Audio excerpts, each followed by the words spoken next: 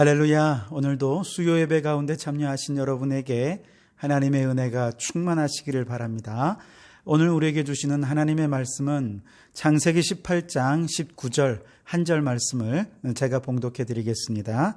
내가 그로 그 자식과 권속에게 명하여 여호와의 도를 지켜 의와 공도를 행하게 하려고 그를 택하였나니 이는 나 여호와가 아브라함에게 대하여 말한 일을 이루려 함이니라. 아멘. 네, 오늘은 대안을 버리고 원한을 이루라 라고 하는 제목으로 말씀을 나누겠습니다. 우리가 집을 지을 때 먼저 설계도를 설계하지 않습니까? 그리고 그 설계도의 원안을 따라서 집을 짓는다면 가장 빠른 시간 안에 가장 돈을 적게 들이고 그러면서도 가장 완벽한 집을 지을 수 있게 될 것입니다. 하지만 설계도의 원안을 따라 집을 짓다 보면 예상하지 못한 경우들을 만나게 되죠. 그러면 사람들은 원안을 고수하기보다 원안 대신에 자꾸 대안을 만들어서 원안 자체를 아예 수정해 버리려고 하는 그런 일들이 있습니다.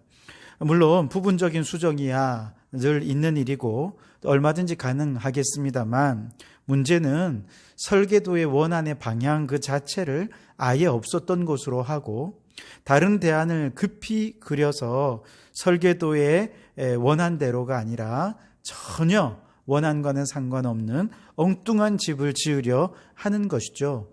여러분, 우리가 집을 지을 때도 그렇게 되면 돈은 돈대로 많이 들고 시간은 시간대로 오래 걸리고 집을 완성한 이후에도 생각한 것만큼 만족하지 못한 그런 집을 짓고 말게 됩니다. 그런 면에서 가정은 하나님이 우리에게 허락해 주신 완벽한 작품이요 하나님의 원안이라 그렇게 말할 수 있겠습니다.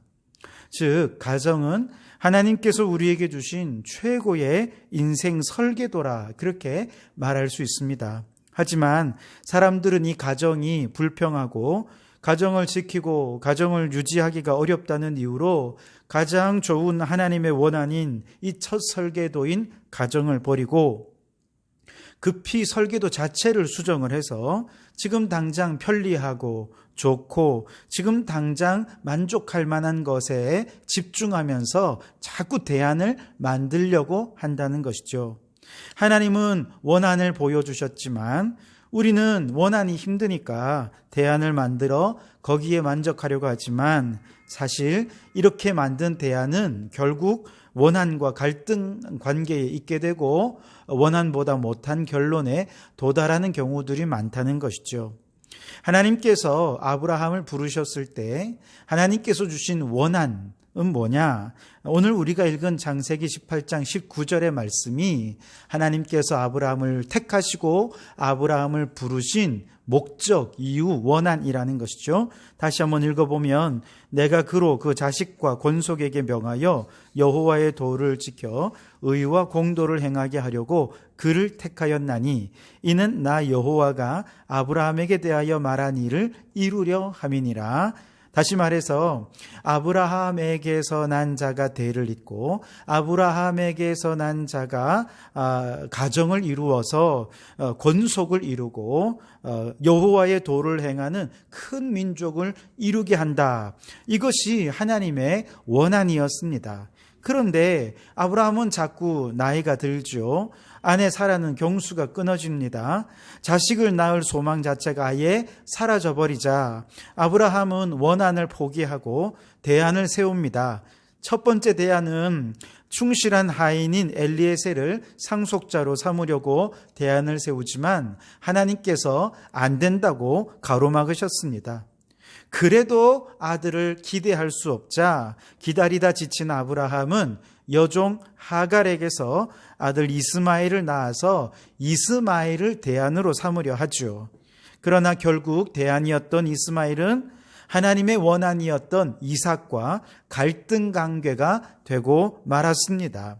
하나님의 원한을 무시하고 인간의 대안을 세우면 언제나 대안은 원한과 갈등 관계가 되어버리고, 또 대안을 선택한 사람은 결국 하나님의 원한에서 멀어져서 불행한 인생을 집으로 짓게 될 수밖에 없는 것이죠.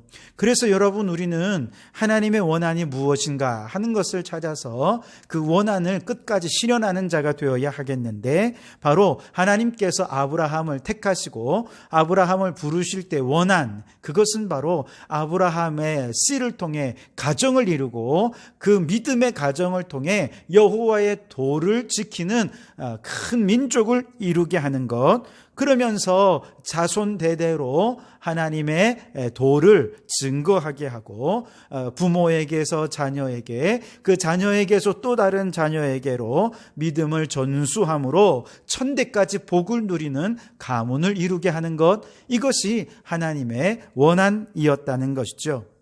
그래서 하나님께서 이제 이스라엘 백성을 이루었을 때에도 그 원한을 다시 한 번 더 확인해 주시는데, 신명기 6장 4절에서 9절이 이 쉐마의 말씀이 바로 하나님의 원한으로 주신 말씀이에요. 이스라엘아 들으라, 우리 하나님 여호와는 오직 유일한 여호와이시니 너는 마음을 다하고 뜻을 다하고 힘을 다하여 내 하나님 여호와를 사랑하라. 오늘 내가 네게 명하는 이 말씀을 너는 마음에 새기고 내 자녀에게 부지런히 가르치며 집에 앉았을 때에든지 길을 갈 때에든지 누워있을 때에든지 일어날 때에든지 이 말씀을 강론할 것이며, 너는 또 그것을 내 손목에 메어 기호를 삼으며 내 미간에 붙여 표로 삼고 또 내 집 문설주와 바깥 문에 기록할지니라. 아멘. 무슨 말씀이냐? 매일 아침 저녁으로 이 말씀을 암송하고 집 안에 있을 때든지 집 밖에 있을 때든지 모든 가정의 모든 부모에게는 자녀에게 하나님의 원한을 전수해야 할 사명을 주셨다는 것이죠. 그래서 이를 위해서 부모들이 먼저 여호와의 말씀을 마음에 새기고 유일하신 하나님을 사랑하는 모범을 보이라는 것이죠. 그리고 그 모범을 자녀들에게 가르치고 전수해서 천대까지 믿음의 명문 가문을 이루어가는 것, 이것이 하나님의 원한이라는 것이죠. 이후에 모세에게 쉐마의 말씀을 주신 하나님께서 모세 이후에 700년이 지난 이사야 시대에 다시 한 번 더 하나님께서 원한의 말씀을 강조해서 말씀하시는데요. 이사야 38장 19절 말씀에 오직 산자, 곧 산자는 오늘 내가 하는 것과 같이 주께 감사하며 주의 신실을 아버지가 그의 자녀에게 알게 하리이다. 아버지가 그의 자녀에게 알게 하는 것, 이것이 바로 하나님의 원한이고 이사야 때에도 이것이 강조가 됩니다. 그리고 이사야 선지자로부터 다시 800여 년이 지난 이후에 하나님께서는 사도 바울을 통해서 디모데에게 이 원한을 다시 한 번 더 강조하여 말씀하시는데, 디모데 후서 1장 3절에서 5절이 바로 그 내용입니다. 내가 밤낮 간구하는 가운데 쉬지 않고 너를 생각하여 청결한 양심으로 조상적부터 섬겨오는 하나님께 감사하고 내 눈물을 생각하여 너 보기를 원함은 내 기쁨이 가득하게 하려 함이니 이는 내 속에 거짓이 없는 믿음이 있음을 생각함이라. 이 믿음은 먼저 내 외조모로 있어와 내 어머니 유니게 속에 있더니 내 속에도 있는 줄을 확신하노라. 아멘. 다시 말해서 조상적부터 섬겨오는 하나님 신앙이 외조모로부터 어머니에게로, 어머니에게로부터 다시 디모데에게로 그렇게 대대로 이어져서 믿음의 명문 가문을 이루고 있는 이 디모데의 가정을 지금 축복하고 있는 것이죠. 이것이 하나님의 원한이라는 것입니다. 구약의 느헤미야의 말씀에 보면 남유다와 북이스라엘이 모두 멸망한 이후에 바벨론의 포로로 끌려가지 않습니까? 이때 포로 생활하고 있던 느헤미야에게 하나의 소식이 들리기를 저 예루살렘의 성벽이 다 무너지고 회파되고 불타고 그래서 이스라엘 백성들의 삶이 너무 피폐해졌다 하는 이야기를 듣게 됩니다. 그리고 이때부터 느헤미야에게는 예루살렘 성벽을 재건하는 것, 이것이 그의 가장 큰 사명이 되지요. 그래서 왕의 허가를 받아서 예루살렘으로 돌아와 성벽을 재건하는데 산발랏이나 도비야 같은 사마리아인들의 방해가 너무나 거센 것입니다. 성벽이 반쯤 지어졌을 때 백성들은 저들의 위협과 조롱 앞에서 너무 지쳐서 이제 더 이상 기력이 없는 것입니다. 마음도 몸도 다 지쳐 있죠. 그때 느헤미야가 백성들을 격려하며 이렇게 얘기합니다. 그들을 두려워하지 말라. 지극히 위대하시고 두려우신 주님을 기억하라. 당신의 형제와 아들과 딸과 아내와 가정을 위하여 싸우라. 그렇게 말하죠. 성벽을 재건하는 이 사명은 우선 첫째는 하나님을 위한 것이고 둘째는 우리의 가정을 지키기 위한 것이라는 것이죠. 다시 말해 가정의 재건이 성벽 재건의 기초가 된다는 것이죠. 성벽 재건의 목표는 가정 재건에 있다는 것이죠. 이 두 가지가 서로 다르지 않다는 것이죠. 이처럼 하나님께서 아브라함을 선택하시면서 이후에 모든 시대에 걸쳐 비록 여러 가지 어려움과 힘든 일들이 있기는 있었지만 그럼에도 불구하고 정말 단절되거나 단 한 번도 이 은매가 끊어진 적 없이 꾸준히 관통되고 있는 가장 중요한 하나님의 주제 원한, 그게 뭐냐? 그것이 바로 가정이라는 것입니다. 가정을 통해 여호와의 도를 이제 후대에 흘려보내고 믿음의 명문 가문을 이루게 하는 것, 이것이 바로 성경 전체에 나오는 가장 중요한 핵심 주제라는 것이죠. 구약의 말라기서, 구약의 마지막인 말라기서의 가장 마지막 구절인 4장에도 보면 아버지의 마음이 자녀에게로 전해지고 거꾸로 자녀의 마음이 아버지에게 전해져서 각 세대가 하나님을 따르도록 하는 것, 이것이 바로 하나님의 소원임을 나타내면서 구약이 마무리가 됩니다.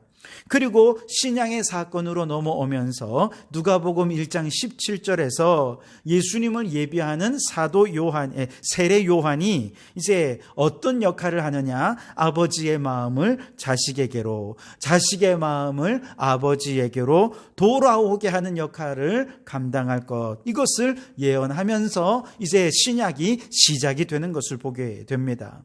그러니까 결국 성경 전체의 핵심은 뭐냐? 구원이고 그 구원을 이루는 중심에는 무엇이 있느냐? 가정이 있다는 것이죠. 성경은 끊임없이 가정을 통해 구원의 역사가 이어져야 할 것을 말씀해 주고 있는 것이죠. 하지만 그동안 교회는 가정의 중요성 몰랐던 건 아닙니다. 가정이 중요하다는 것을 이미 알았습니다. 그러나 가정은 때로는 하나님의 사명을 위해 어쩔 수 없이 희생할 수밖에 없는 그런 부차적인 곳으로 여겨질 수밖에 없었어요. 그래서 수많은 목회자들이 또 수많은 성도들이 주님의 일에 힘쓰느라고 너무 바쁘고 힘들고 지쳐서 가정 안에서 자녀들에게 아버지의 마음을 전하는 일에 게을렀던 것이죠. 가정 안에서 우리 자녀들에게 믿음을 전수하는 일에 헌신하지를 못한 것입니다. 그저 내가 주의 일에 힘쓰면 하나님께서 우리 자녀들 책임져 주시겠지. 그러고는 자녀들에게 믿음을 전하고 아버지의 마음을 자녀들에게 전하는 일에 헌신하지 못했던 것이죠. 방치되었던 것입니다. 이렇게 방치되었던 자녀들이 오늘날 어떻습니까? 부모님의 품에 있을 때는 그래도 예수 믿는 척 하다가 그만 대학 가고 이렇게 되면 결혼하면 믿음도 잃어버리고 신앙도 잃어버리고 그렇게 아버지의 품을 떠나는 경우들이 너무 많지 않습니까? 이곳이 오늘날 한국교회와 전 세계 교회의 가장 큰 위기이지요. 그뿐만 아닙니다. 교회 다니고 예수님을 믿는다라고 하는 자녀들도 여전히 세상 문화에 빠져서 세상적 가치관 안에서 교회만 왔다 갔다 하는 형식적 신앙인이 되어버리고 많은 것을 우리는 눈으로 목도하고 있지 않습니까?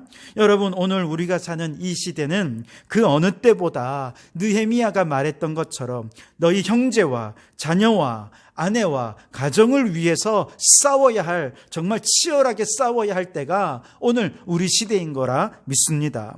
세상적인 가치관에 점령당한 우리의 자녀들의 마음을 이제 아버지에게로 돌아오게 하는 것, 우리의 자식과 권속에게 여호와의 도를 전해서 의와 공도를 행하는 믿음의 명문 가문으로 세워지도록 헌신하는 것, 이 일을 위해 영적 싸움을 싸우는 것, 이것이 오늘 우리에게 주어진 영적 사명이라 그렇게 말할 수 있겠습니다.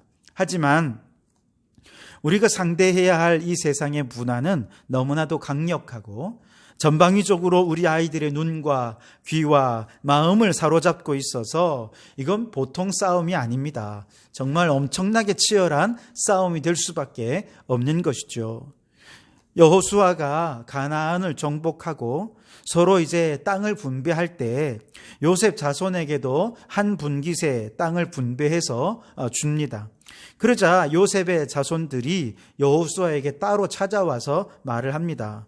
아니, 여호수아 선생님, 우리 요셉 자손은 에브라임 족속과 므낫세 족속 두 족속이 있어서 이 한 분깃으로는 부족합니다. 그러니 두 분깃을 분배해 주십시오. 이렇게 요청을 한 것이죠. 그러자 이제 이 여호수아가 말합니다. 요셉 지파에게 준 이 땅은 결코 좁은 땅이 아니야. 그러니 너희 땅이 만약에 좁다고 생각되면 브리스 사람과 르바임 사람, 즉 가나안 사람들의 땅을 정복해서 너희들이 직접 저 산간지대이지만 비록 정복하기도 어렵고 힘든 산간지대이지만 필요하면 그 땅을 개척해서 너희 땅으로 삼아, 그렇게 말하면서 도전을 합니다. 그러자 이들이 또 불평합니다. 아니, 그 가나안 사람들은 철병거를 가지고 있고 정복해야 될 지형은 산악지역이라 정복하기도 어렵고 정복한다 하더라도 산악지역에 사는 것은 너무 협소하고 좁아서 살기 어렵습니다. 불편합니다. 이러면서 자꾸 이런저런 핑계만 갖다 대는 거예요. 그러니까 여호수아가 그들에게 이렇게 담대하게 말합니다. 비록 그들이 강한 철병거를 가졌더라도 하나님이 함께 하시면 능히 이기리라. 그러면서 그들에게 개척 정신을 가지고 도전할 것을 간곡히 도전했던 것입니다. 반면에 80세가 된 갈렙은 남들이 정복하려 하지 않는 거친 산악지대인 저 헤브론 산지를 바라보면서 여호수아에게 말합니다. 내가 비록 나이가 많지만 아직 눈도 밝고 기력도 정정하고 무엇보다도 저 산지는 40년 전에 하나님께서 내게 주시마 하고 약속한 산지니 이 산지를 오늘 내게 주어서 그 땅을 정복하게 해 주십시오 하면서 여호수아에게 이제 요청을 한 것이죠. 바로 여기에서 그 유명한 찬양이 나왔죠. 이 산지를 내게 주소서, 그날에 주께서 약속하신 이제 내가 주님의 이름으로 그 땅을 취하리니. 여러분 어떻습니까? 이 갈렙의 도전 정신 정말 우리가 본받아야 할 것 아니겠습니까? 사실 오늘날에도 우리 자녀들에게 신앙을 전수하고 가정에서 예배를 드린다는 것은 매우 두렵고 힘든 일이 될 수 있을 것입니다. 요셉 자손들처럼 아이고 이것 때문에 안 되고 저것 때문에 어렵고 이래서 힘들고 저래서 힘들다, 아마 핑계를 찾으려고 하면 가정 예배를 드리지 못하고 포기하게 만드는 핑계들이 훨씬 더 많을 것입니다. 그리고 아마 많은 분들이 이런저런 핑계를 찾아서 가정 예배를 드리려 하지 않으려고 생각하지도 모르겠습니다. 하지만 그런 우리들에게 하나님께서는 도전하십니다. 하나님이 함께 하시면 능히 이기리라. 여러분, 오늘 우리에게 필요한 것이 개척정신이고 도전정신이라는 것이죠. 하나님께서 내게 주신 이 산지를 내게 이제 정복하겠노라고 그렇게 결단하며 나아가면 능히 이기지 못할 일이 없다라고 하는 것이죠. 우리가 이 산지를 내게 주소서 그렇게 찬양하면서 도전한다면 우리의 가정의 예배를 지켜내고 그 예배를 통해 우리의 자녀들에게 믿음을 전수하면서 우리의 가정의 믿음의 명문 가문을 이루고 하나님이 주신 사명, 하나님이 주신 원한을 오늘 우리의 가정에 이루어가는 그런 축복된 가정이 되어질 줄 믿습니다. 여러분, 우리는 모든 일에 하나님의 뜻과 계획이 있다는 사실을 우리는 믿어야 합니다. 욥기 23장 13절 14절에 보면 욥은 하나님이 하시는 모든 일에는 반드시 뜻이 있다고 또 계획이 있다고 믿었습니다. 그래서 욥은 이렇게 말합니다. 그는 뜻이 일정하시니 누가 능히 돌이키랴. 그의 마음에 하고자 하시는 것이면 그것을 행하시나니 그런즉 내게 작정하신 것을 이루실 것이라. 이런 일이 그에게 많이 있느니라. 아멘. 욥은 하나님께서 작정하신 원한은 반드시 이루실 것이라고 하는 믿음이 있었던 것이죠. 우리가 아무리 자꾸 대안을 마련하고 인간의 대안을 세워 가려고 해서 원한을 실패하게 만들려고 한다 할지라도 하나님께서는 반드시 하나님의 방법으로 원한을 이루게 하신다는 것이죠. 여러분, 우리의 삶에는 결단코 우연이란 있을 수 없습니다. 오직 하나님의 뜻이 있을 뿐입니다. 하나님께서 우리에게 예수 믿는 가정을 주신 것은 하나님이 아브라함에게 주신 원한, 이스라엘 백성에게 주신 원한, 오늘 이 시대에 바로 그 원한을 우리의 가정에 이루도록 하기 위함인 줄 믿습니다. 여러분에게 이 믿음이 있기를 원합니다. 그리고 이 믿음을 가지고 개척정신으로 도전정신으로 하나님의 명령을 받들어 순종한다면 이 믿음을 천대까지 이어가는 복된 가문을 이루게 되어질 줄 믿습니다. 에베소서 2장 10절 말씀에 우리는 그가 지으신 바라 그리스도 예수 안에서 선한 일을 위하여 지으심을 받은 자니 이 일은 하나님이 전에 예비하사 우리로 그 가운데서 행하게 하려 하심이니라 말씀하셨습니다. 바울은 우리가 하나님이 만드신 걸작품이라고 말씀하고 있습니다. 예수님을 통해 새 생명을 얻은 우리는 온 천하를 주고도 바꿀 수 없는 하나님의 존귀한 자녀들이죠. 누가 뭐래도 하나님이 만드신 최고의 걸작품입니다.